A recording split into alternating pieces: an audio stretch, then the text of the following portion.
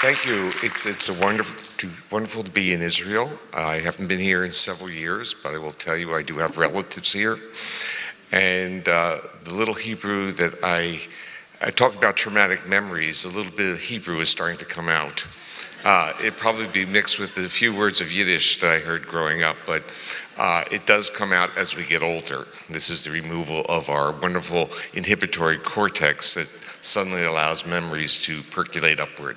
Anyway, it's wonderful to be here.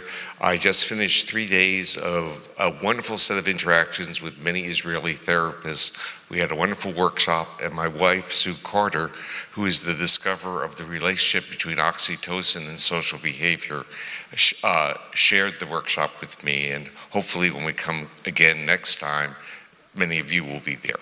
So thank you. So my talk is a little different than most people in the area of trauma. Most people in the area of trauma talk about their clinical cases and then try to link certain neurobiological or neurotheoretical models to it. I come into trauma not from trauma, which is really where many of my colleagues have come. I come into trauma from a neurobiological perspective that try to understand what it is to be a human. What is our neurobiology? What is that providing us in terms of how we respond to challenges? How do we react? And on that journey, I came up with this model, the Polyvagal Theory. And when traumatologists heard this theory, they said, aha, this explains the experiences that our clients are telling us. So I was invited in by people that you know very well, like Bessel van der Kolk, who's a very close friend who you'll be hearing after me. Bessel, Peter Levine, who many people who talk about being trained in somatic experiencing that, he was the originator of it. Peter and Bessel invited me into the world of trauma. And I was basically very shocked that there was this interest in my laboratory and my theoretical work. So I became a student of trauma by going to the meetings and listening to my colleagues and learning that from trauma, we learn about what it is to be a human. And this is really where it's led me, because what trauma does, it takes away many of the qualities that we love in life, our ability to connect with others, our ability to be optimistic, and our ability to find purpose in life. Trauma turns these systems off, and trauma is not a voluntary acceptance. It's a biological reaction. And this has led me to emphasize that our approach to trauma is often misled. We try to identify events, we categorize events, we use ACEs, adverse childhood experiences. And what we really are interested in is the individual's reaction, the response. And what we learn as we investigate individuals with trauma histories is that some people are tremendously resilient and others are extremely vulnerable. So that one person whose life is totally disrupted and becomes chaotic, dysregulated from a specific experience, that same experience, that same contextual event might be trivial to another person. And what we need to do is stop moralizing trauma, in a sense, creating a justification that if people respond to threat by not fighting, that they are cowards or they are haven't done their job, and to have a better understanding that the intention of most people is to be valiant, is to be heroic, but not everyone's bodies follows that command. And in the world of trauma, what we're learning is that immobilization with fear, this inability to fight off predator, the inability to escape, is not necessarily a voluntary behavior. Our bodies often will shut down and in a way fail us when we think we need them the most. And we have to start understanding that there are reflexive biological responses, including shutting down, collapsing, death feigning, dissociating, which have a biological substrate to help us survive. So we need to reinterpret our reactions not as blaming ourselves for not surviving in the heroic, as we visualize heroic activity, being physically strong, but understand that our body is trying to do the best it can for us. So with that preamble, let me get into my talk, which is really to think, first of all, about connectedness. Again, what is it that trauma hits? It disrupts our ability to trust and to connect to others. So we have to understand that trauma, abuse, and chronic stress disrupt the core of being a human. Let's see.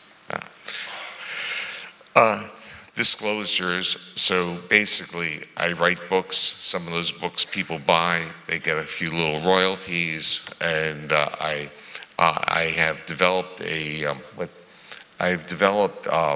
few patents that have been licensed. One of them is for this safe and sound listening protocol, which is a polyvagal informed strategy to shift physiological states to normalize physiological autonomic state to promote social interactions. And I am working with a company to commercialize a physiological monitor that uses a camera and could be used on the internet to measure heart rate and heart rate variability. So the concept of biological imperative is often forgotten in our world, except we use terms like survival of the fittest. And in making that statement, we tend to think that it's the strongest that survive. We tend to glamorize strength and aggressiveness. What we forget is that a biological imperative is what keeps our species living. And we have to understand that through the history of mammals, it was not strength, but social communication, connectedness, and trust that enabled the species to survive and to prosper. When mammals first evolved, they were tiny. They were the size of my thumb, and they were basically food for reptiles. How did mammals survive? They survived by communicating with each other. And what we'll learn is that the mechanisms of communication are still embedded in the human nervous system. And one of the chief ones happens to be intonation of our vocalizations, how we communicate and how we speak to each other. And this is a system that is very difficult to even turn off. So it becomes a portal for calming people down if they hear voices that have intonation. So the fittest, this is a very important quote by an evolutionary biologist by the name of Theodore Dobzhansky. And he said that the fittest may also be the gentlest because survival, see, this is where aging affects you. So you have to, and these are readers, it's just beyond the reading point. So I will turn occasionally, which is something I do not like to do because it violates my social engagement with you. So I apologize as I rotate. So the fittest may also be the gentlest because survival often requires mutual help and cooperation. And if you think about the history of Israel, think about the Kibbutz Model. The Kibbutz Model was based on exactly what Dobzhansky is saying, that interaction and cooperation enabled survival.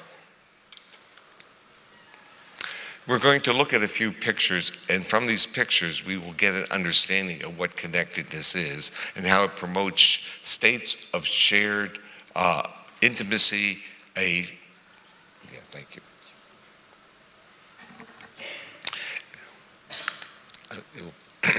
Could you do one other thing? Could we just move it a few inches closer? Yeah. We'll do it together. Do it together? Okay. Okay. That will work, thank you. That's even better.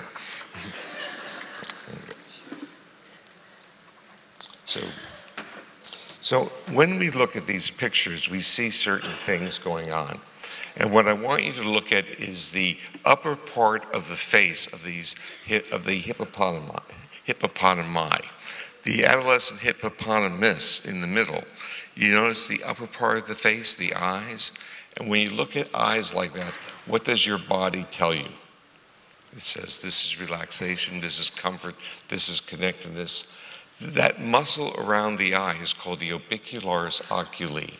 We have one of those. And when you look at the upper part of people's faces, you see their ability to connect with you.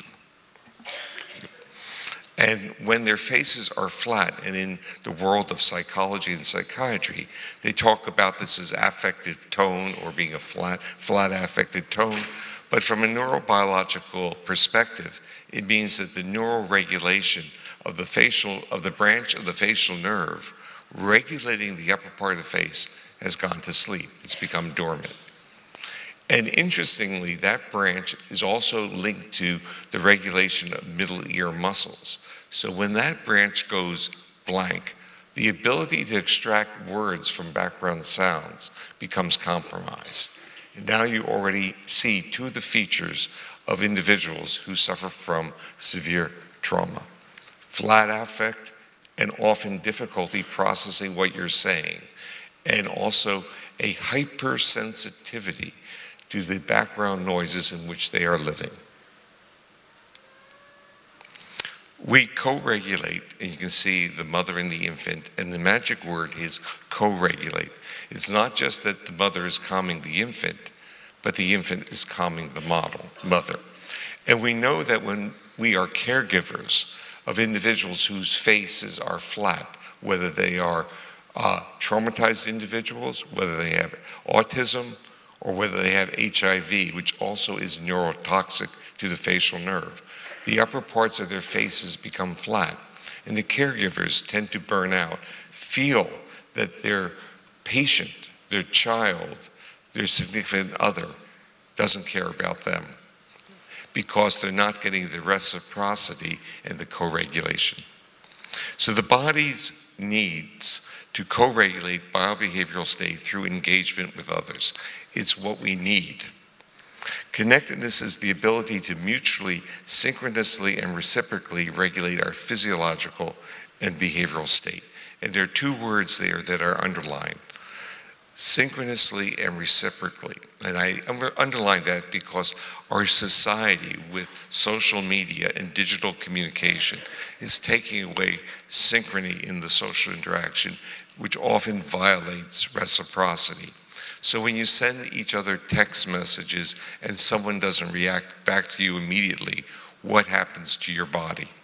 Your body is violated because the reciprocity has not occurred within the window that your nervous system is expecting it.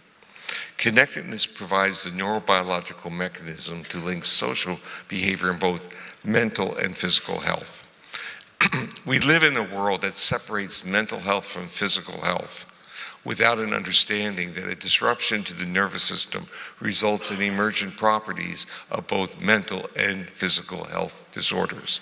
And when you talk to your clients and you do clinical histories on them, you find out that trauma clients often have a lot of subdiaphragmatic disorders, disorders of the gut, disorders that reflect that the autonomic nervous system regulating those organs has been recruited in defense and not in a state that supports homeostatic function. The other part you'll realize as you deal with people with different traumas is that in emergency subdiaphragmatic surgery below the diaphragm, that is emergency without preparing the patient, may result in symptoms that are very similar to rape and severe abuse, because the body is being affected in a way that it can't prepare for, and it can't distinguish the intentionality. So if you're not prepared for surgery, your body is going to be defensive of that, and you will not be able to welcome that intrusion. So when we look at people interacting, we look at the upper parts of the face, and we see the orbicularis signaling that the body is in a state of calmness, safety, and encouraging connectedness. The orbicularis and the nerves regulating the striated muscles of the face are connected in the brainstem to the vagal regulation of the heart and bronchi. So when this system is working, it calms us down.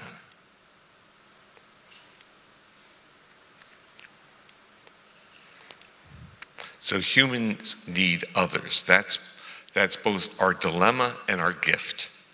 And this is something that you learn when you treat trauma, and that is your clients may intentionally want to have relationships, but their bodies may say they can't.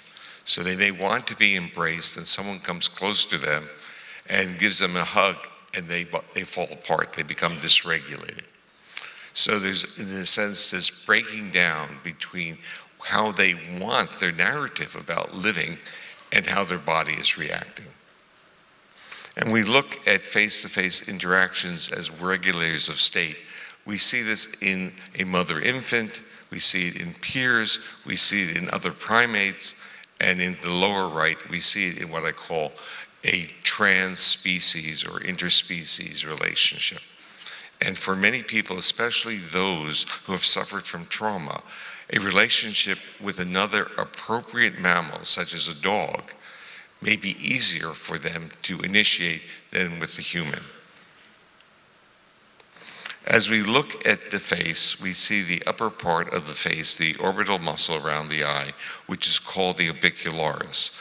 But if we rotate the face, we see that branches of the facial nerve are not merely doing the orbicularis, they're doing the rest of the face, primarily the upper part of the face, but there's a branch going into the middle ear structures that links our ability to socially interact with our ability to extract frequencies of social communication from voices.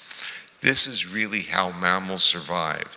They were able to interpret the vocalizations of other conspecifics, interpret to decide whether or not the other one was safe to come close to, because the intonation of vocalizations was really an output or parallel output of the vagal regulation of the heart.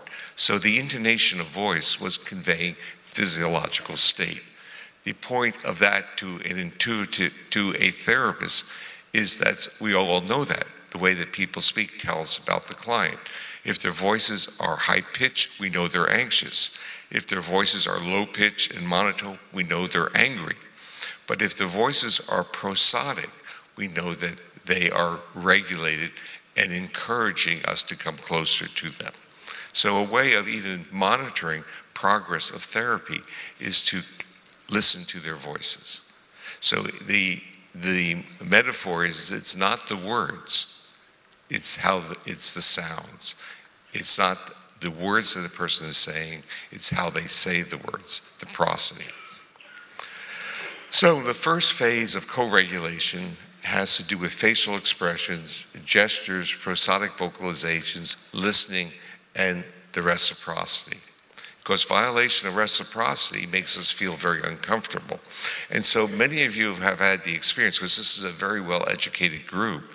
You've gone to college and post-graduate work, and you all have had experience with my profession, which is really heavily loaded of those on spectrum, which means that you've engaged your professor and looked directly at your professor's eyes as your professor walked right by you. You have had those, and you've all had the body reaction saying, I guess I'm not important enough. That's your narrative of shifting the blame and literally the shame onto you without understanding the physiological state of the professor. The physiological state of the professor is object-oriented by selection. We like to regulate our state by doing our science. Other people like to regulate and should regulate their state by social interactions.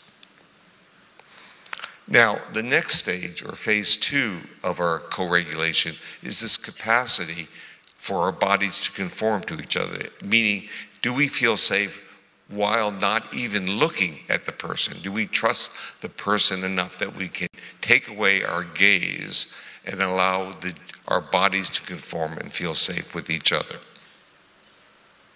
And we see this, when we look at the picture, we get the visceral feeling of safety. Again, trans species is often very helpful, or cross species. We see the support in the dog, and the dog mirroring and sharing the same emotional state. And of course, in the trauma world, we know that many individuals would rather be with their dogs than with their spouses or friends, because the dog to them is not a source of any possibility of violation of trust. So the second phase maintains a physiological state that supports health, growth, and restoration. It enables our homeostatic functions to work, optimizes the ability to rest, relax, sleep, digest, and perform bodily processes, enables feelings of trust and safety and love, does not require face-to-face interactions. It's a challenge for mammals because mammals require safety, and if they don't have safety, if their bodies don't feel safe, the whole phase is not there, the whole phase of immobilization. And you may have clients who appear to you to be highly active. They can't sit still. And as we go through the theory, this becomes very understandable. If the body keeps moving, meaning that it's much more in a sympathetic state, it cannot shut down. And the body is wise. And if the person had shut down through restraint and trauma, the individual nervous system doesn't want to go back there because it's potentially lethal. And so the mobilization and even the bias towards high-risk behaviors, which you see in the traumatized, in the survivors of traumatized, is an adaptive neurobiological adjustment. All these attributes of co-regulation through immobilization without fear are compromised following trauma. So social behavior becomes a neuro-exercises that promotes the neurophysiological states that support mental and physical health. However, if you've been traumatized, that system is turned off, so social behavior is not an operant, it's not an option. Your body just doesn't do it. So disrupted co-regulation is really what happens following trauma, but our society also doesn't provide us with opportunities, even in a typical population, to exercise this system. And we'll see some examples. Going to the physician's office. How do you feel if you were the patient in that setting? Do you feel connected with the physician? The physician, of course, is taking notes on the computer, but what is the body of the patient feeling? In the education arena, a child is working on a pad. Look at his face. Is he enjoying it? Look at the kids. Are they co-regulating each other through the task of learning? But look in the background. You see the two teachers, and what are they doing? Talking to each other. They are co-regulating. What about going out to dinner? What we'll learn is that ingestive behaviors are part of our social nervous system. But what's happening in this situation? And look at the eye gaze of these two individuals, and this, because to look at a very small screen, there's a restriction of the field of view, and that changes the neural tone to our face. If they walked around with large pads, it might not be as severe.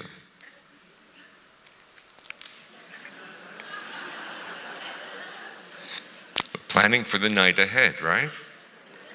And now we have a picture which I view as the most startling picture that I have seen regarding social networking and relationship building. Now, this is actually a couple after being intimate, or perhaps while being intimate, texting. There is a web page that claims that more than 20% of individuals of that age text while having sex. Now, I use this thing lost opportunities because these sexual activity is a physiological interaction that supports bonding and relationship building, but not under these circumstances. So trauma disrupts opportunities to co-regulate. This becomes our theme.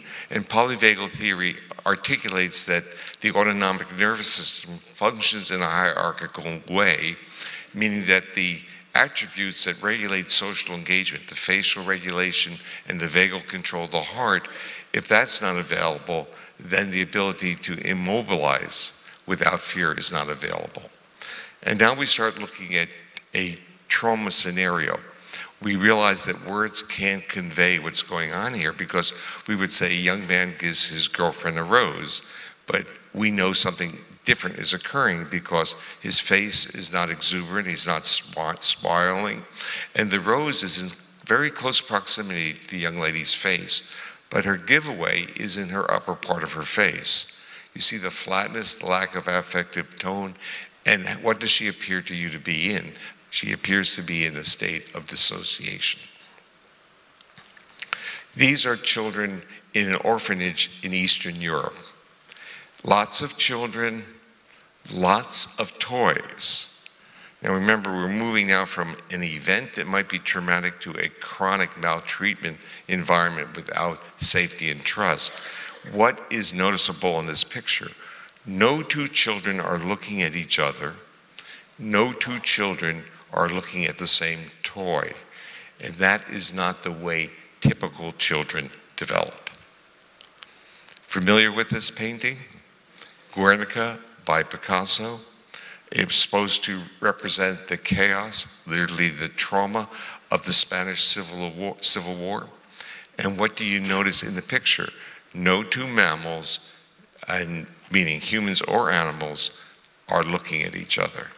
So what is your visceral response? There's nothing to hold on to.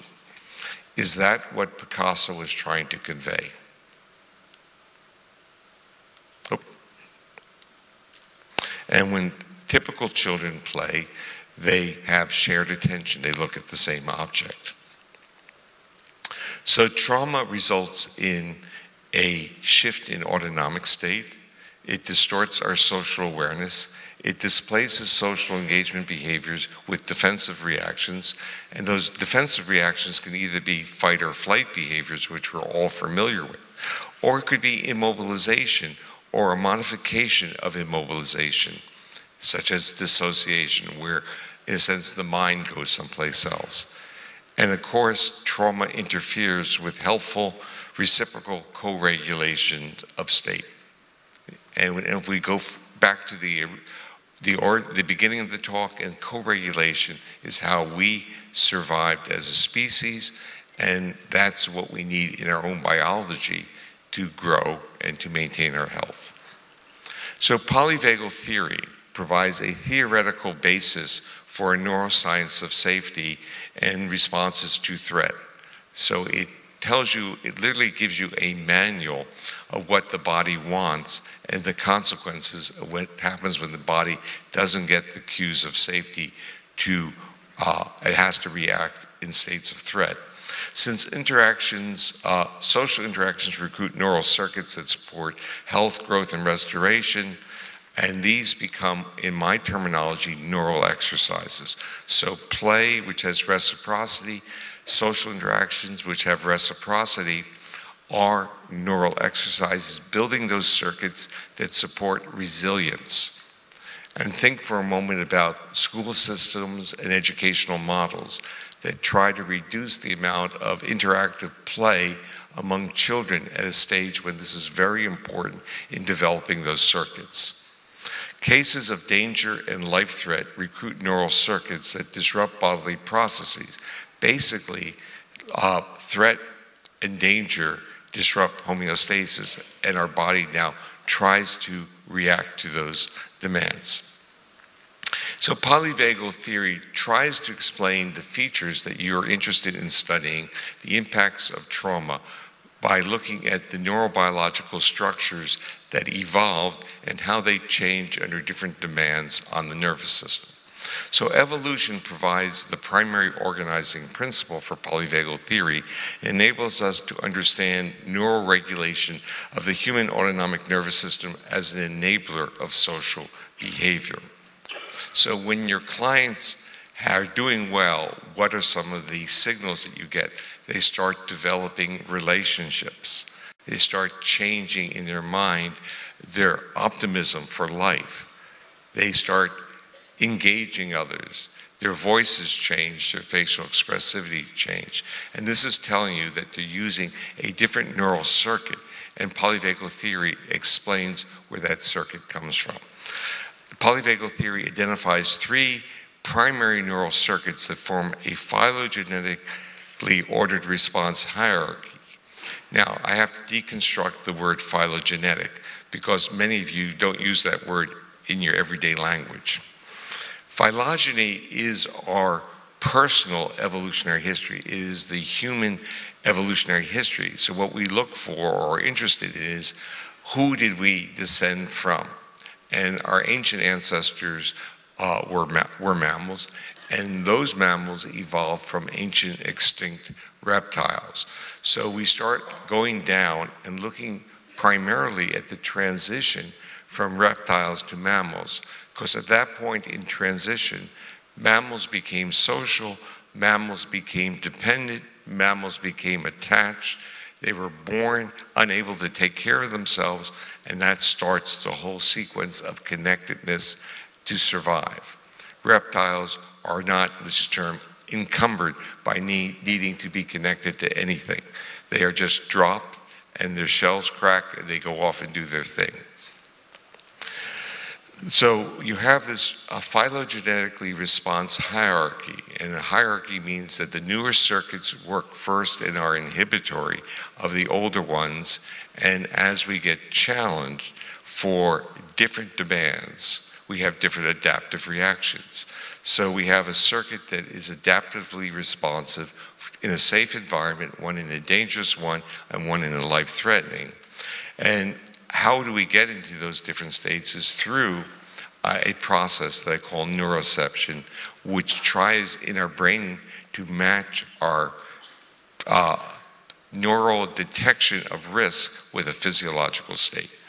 I almost slipped in and wanted to say neural perception, but neuroception is not perception, and that's why I invented the word. It has no cognitive feature. The nervous system makes detections rapidly, and our body responds to it. In the model of neuroception, the cues that trigger us we may not be aware of, but we are aware of our bodily reaction to it. And as a therapist, you want to help the individual understand and become aware of their body's reaction, and to understand that their body is changing state, and when it changes state, they have biases in how they see the world. So if your physiology changes when you changes in a way that your body feels anxious or intruded on, and you're across the table from someone else, you may attribute that change to that person. So you may end up in an argument when there should not have been an argument at all. And this is the picture of the autonomic nervous system. When you were in medical school or graduate school, you saw pictures like this where people talked about a sympathetic accelerator, a nervous system that, in a sense, mobilized the body, and a parasympathetic brake, which supported homeostasis. And you learned something called autonomic balance or paired antagonism between these systems. That is only partially true.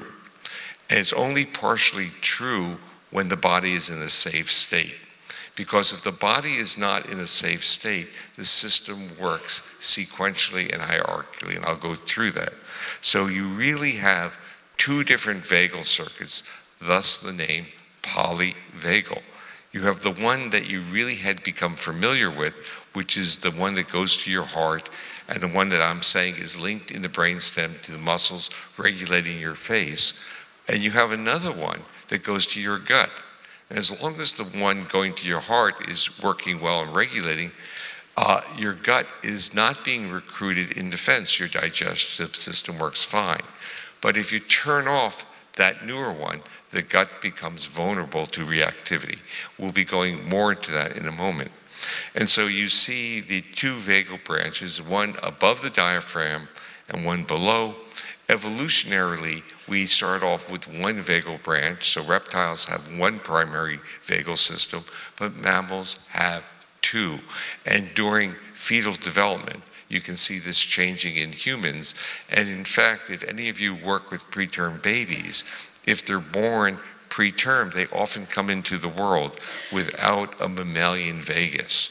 So their reactions are either tachycardia, their heart rate goes up, or under challenge, they go bradycardic, their heart rate slows up, and the bradycardia is often associated with apnea as they stop breathing.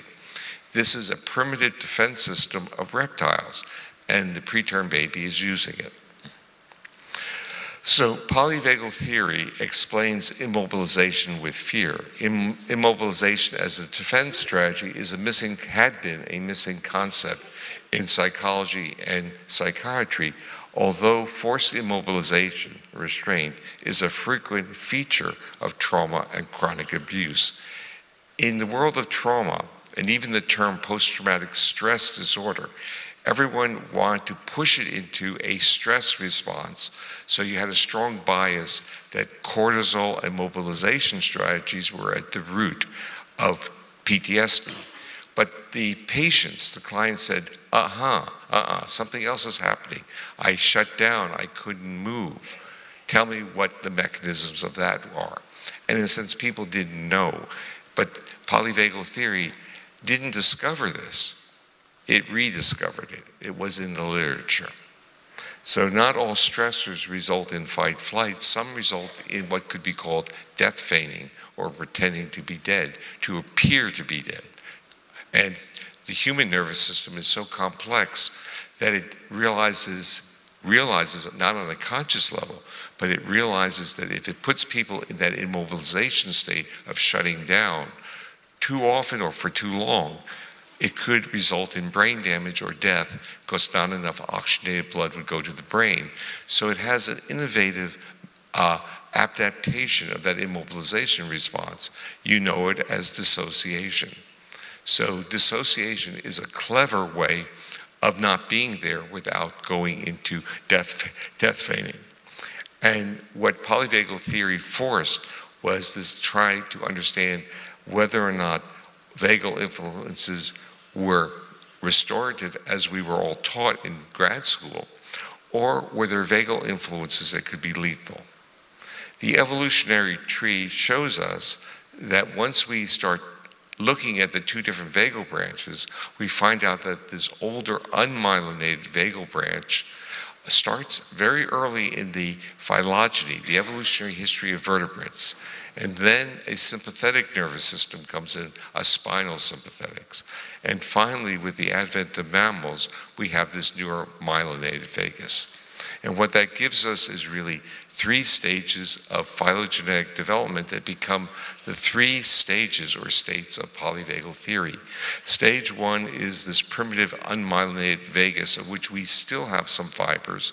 So if we look at the embryology of the preterm baby, as the preterm baby or the fetus is developing, cells of origin that go to the heart start to migrate from a primitive vagal nucleus called the dorsal motor nucleus of the vagus, where it's unmyelinated. They start to migrate ventrally to another nucleus in the brainstem called nucleus ambiguus, where they become myelinated and integrated with the area of the brainstem regulating vocalizations, facial expressions, and listening. So we wear our heart on our face and we project our heart in our voice. It's wired that way. And that occurs in humans. It starts at about 30 weeks gestational age and becomes pretty well developed within the first 6 months of life. The second stage of this circuit is a fight-flight. It's a system that supports fight-flight, but it does more than that. The sympathetic adrenal system gives us our joie de vivre. It gives us our energy. So don't think of the sympathetic nervous system as a mortal enemy. It gives us the ability to even stand up and move around. The third stage, which is that mammalian one, is that neuromyelinated vagus. So virtually many of the vagal fibers that regulate the heart make their journey ventrally to the nucleus ambiguus, but not all of them. Some still remain. And those are the ones that can still be recruited during states of hypoxia and traumatic shutting down. So the myelinated vagus is really our social engagement system. And I call it an expanded one because it includes not merely vagal regulation, but also the neuroregulation of the striated muscles of face and head. The stage 3 enables social interactions to regulate physiology and to promote health growth and restoration. And it enables below the diaphragm now that sympathetic nervous system and that older vagal circuit to create a autonomic balance, to support homeostasis. So when we are safe, then part of our autonomic nervous system goes into that wonderful balance to support how we feel and how our organs function. If we look at the model of the polyvagal theory, we start seeing attributes of what you see in your clients.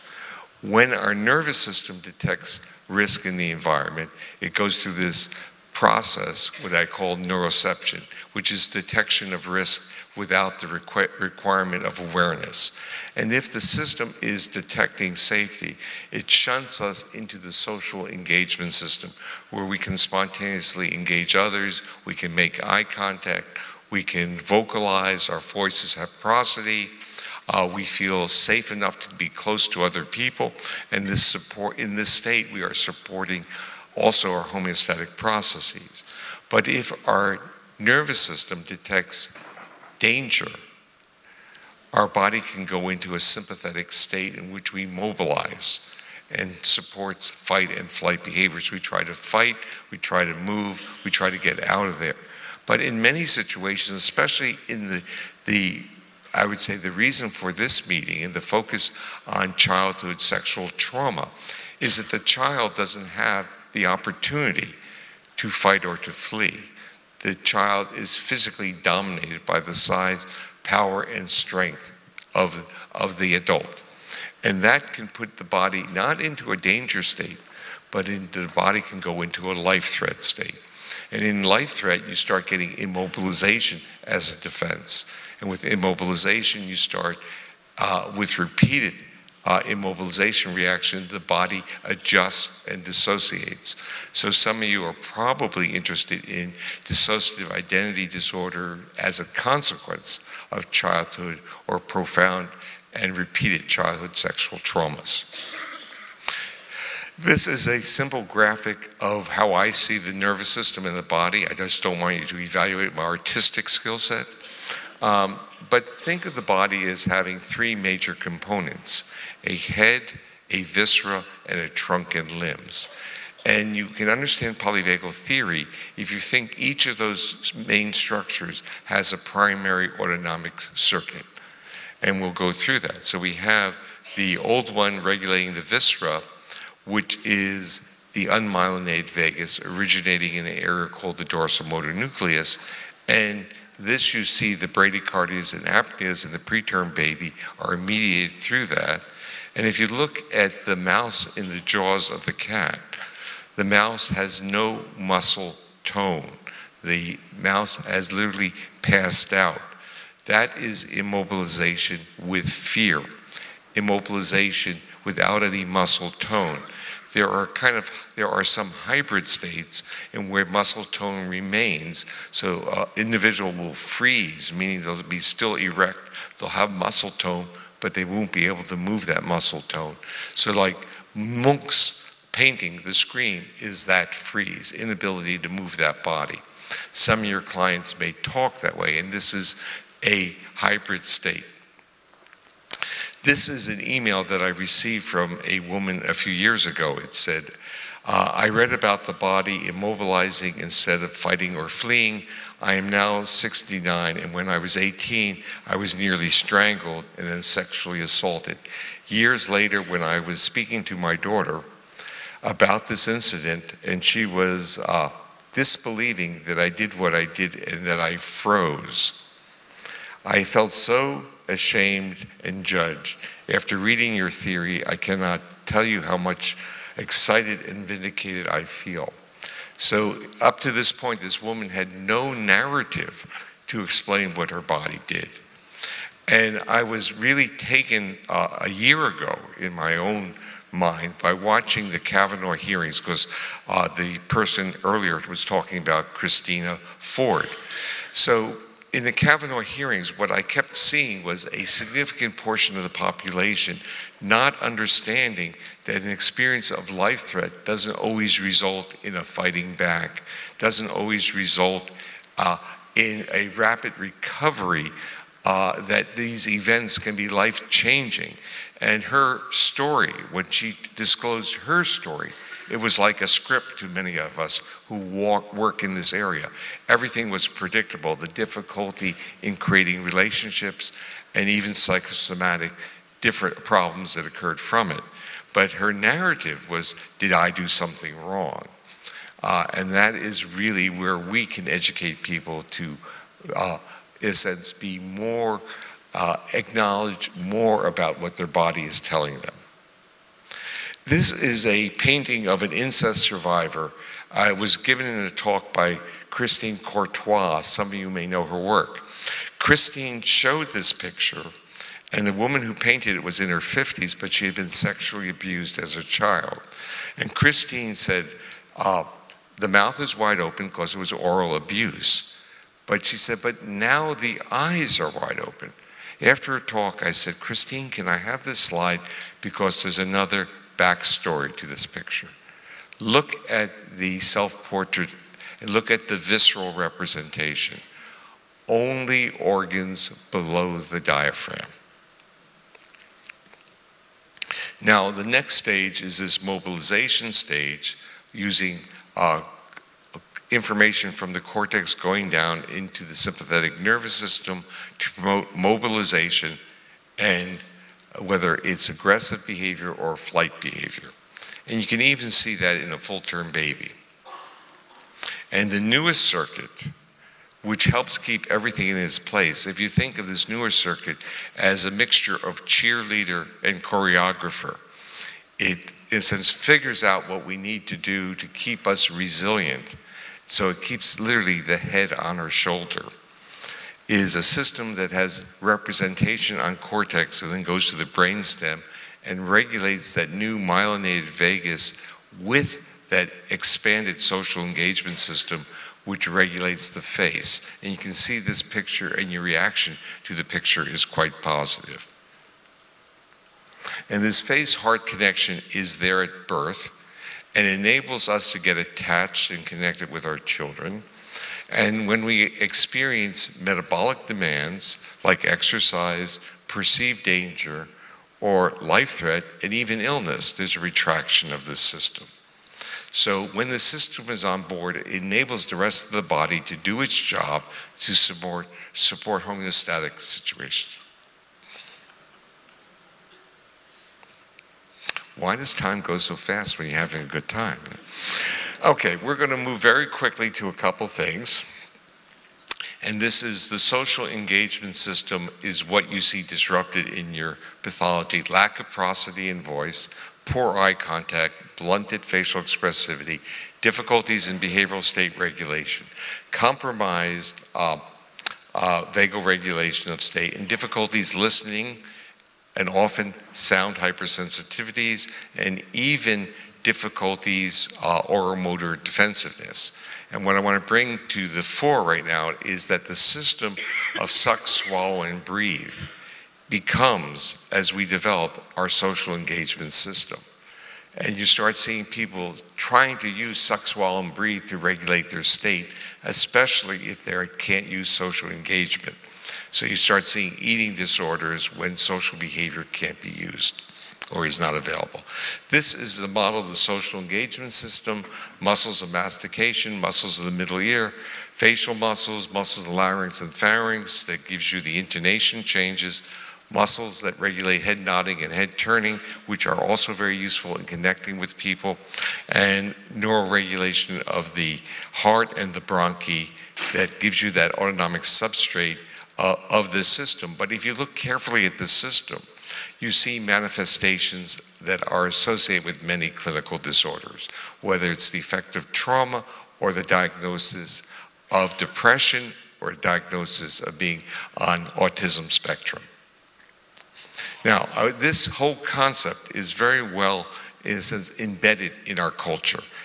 So this, we don't have the voice, but just, this is a song that's sung by Alison Krauss, and really it's saying that when I feel the best when you have nothing to say. It's all in your face, and you're conveying your heart in your face, and it's in a song.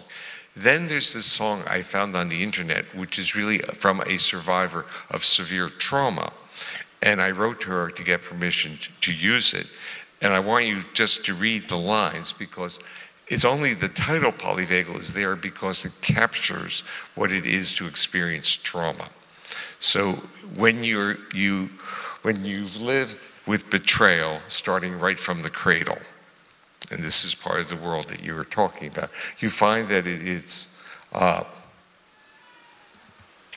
it's right out of my focal range. But anyway, she describes the visceral states of being dissociating and then shutting down and being frozen, and it ends up this phrase with, "Someone get me out."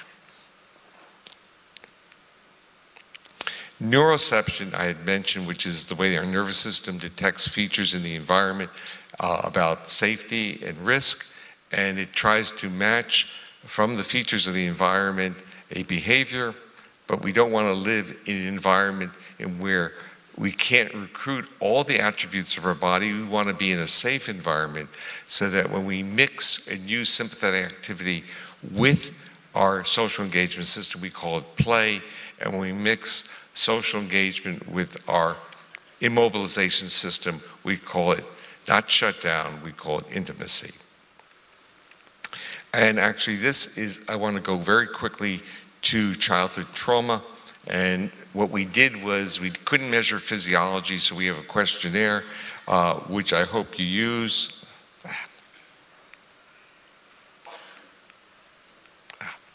How do I get back?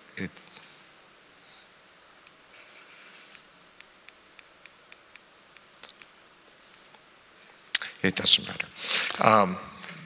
I'll briefly tell you what happens. We developed a questionnaire that evaluated people's subjective responses of physiological state, because when you do survey research, especially on trauma, you can't bring everyone into the laboratory. And this questionnaire is online. It's on my webpage, which is stephenporges.com. And that questionnaire basically is consistent with polyvagal theory. And what we found out is that people who experience trauma, if their subjective view of their own physiological state is that of being reactive and defensive autonomically, then the trauma experience from the childhood trauma questionnaire translates into sexual dysfunction for them, both males and females. We also found out that if people experience childhood trauma and they also have autonomic reactivity in their own view of themselves, that pathway affects purpose in life. And the main point here is now to reconceptualize the pathway through which trauma works. Trauma as an event has predictability, but the predictability is enhanced if we take measures of the body's reaction or body feelings. So the bodily feelings are critical in determining that. So that's the work that we're doing now, and we are also have what I call a traumatic stress research consortium, where we are collecting data from therapists to try to provide the narrative of what trauma does to people and what works. So I invite you all to join the consortium. We want to have several thousand therapists and many thousand clients within this consortium. It will be a database which will be shared with the consortium. You can join by sending an email to trauma@indiana.edu. Now I have two, okay, I'm going to do this one, if this one works. Do we have sound? Can we have sound on this? This is your take home, if they can get the sound going. No sound? I knew a girl named Polyvagal. All she cared about was safety. For years she was ignored until she was made a star by Stephen Porges, you see. Now Polly's the key to trauma treatment, and she's important to energy psychology. Everyone knows Mr. Neocortex being our star since Descartes. I think therefore I am rule. Body awareness, and Miss Polyvagal got some change, cause no one thought they were cool, but Mr. Neocortex don't get no lovin', as long as Polly's freakouts allowed to rule. I got the polyvagal blues when she's freaked out. You just can't calm me down. I got the polyvagal blues when she says you're not safe. Your heart will just pound and pound and pound. But if you take care of Miss Polly, she'll give your voice a melodious sound. Miss Polly has a lot of nerve. You get it? She's actually a twin. One sister moves slower than the other, 'cause she ain't got no myelin. They can make you run or fight or freeze just by thinking trouble is coming in. When Miss Polly is feeling good, she'll make you smile. Oh God, she'll make you sing. That social empathy system in your brain can do its authentic attachment thing. The love connection starts a flowing. Perhaps wedding bells might start to ring. Everyone, I got the polyvagal blues when she's freaked out. You just can't calm me down. I got the polyvagal blues when she says you're not safe. Your heart will just pound and pound and pound. But if you take care of Miss Polly, then the good life can come around. Everybody sing with us. I got the polyvagal blues when she's freaked out. You just can't calm me down. I got the polyvagal blues when she says you're not safe. Your heart will just pound and pound and pound. But if you take care of Miss Polly, then the good life can come around. But if you take care of Miss Polly, then the good life can come around.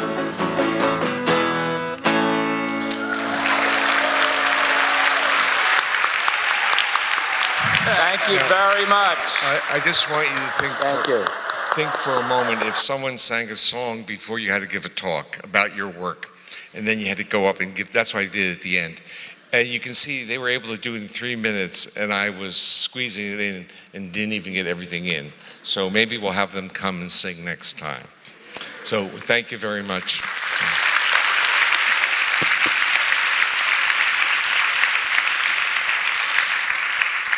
Thank you so much. We have time for 2 questions from the audience. It could be in English or in Hebrew, and I'll translate. You can go to the microphone, yeah. Professor Porges, I wish to thank you for this really inspiring thought. And I just wanted to ask your view, if you can elaborate on what happens to the pelvic floor and to bladder function. I'm a urogynecologist, so I noticed you talked a lot about the digestive system.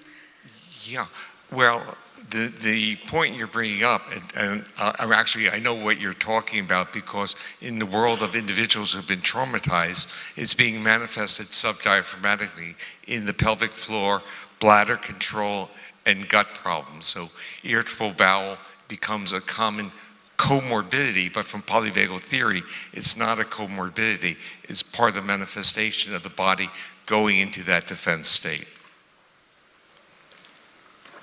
Thank you very much. You're welcome.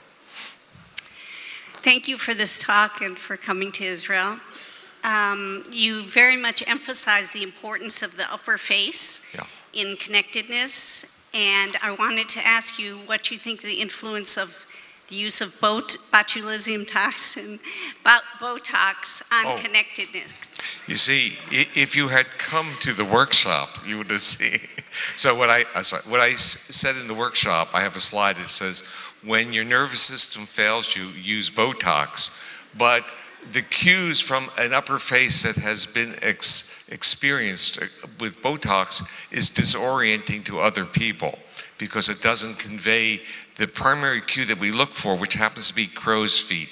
Our bodies respond to that as happiness and exuberance. And when you take that away, it becomes, we don't know what's going on.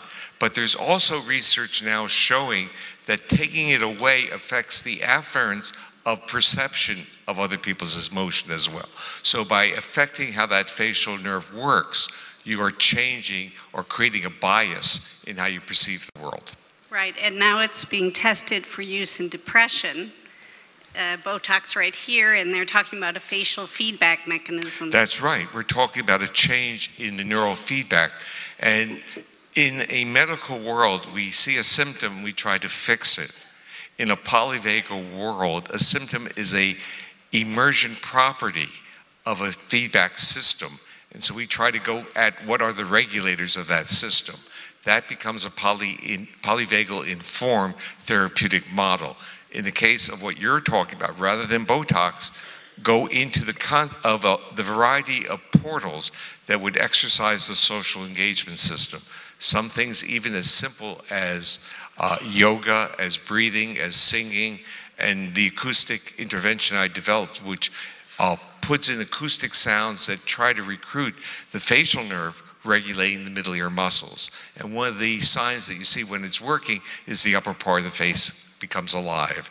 We just started to do a treatment with an individual, a professor in fact, who was a major trauma person who has Parkinson's. And after the first day of listening, his words were 70% of my face is back. And he started to show a dimple again. So the point is that we may not be destined. We may have greater plasticity and flexibility in these systems. We just need to know the portals to trigger the feedback. Thank you. Thank you very much.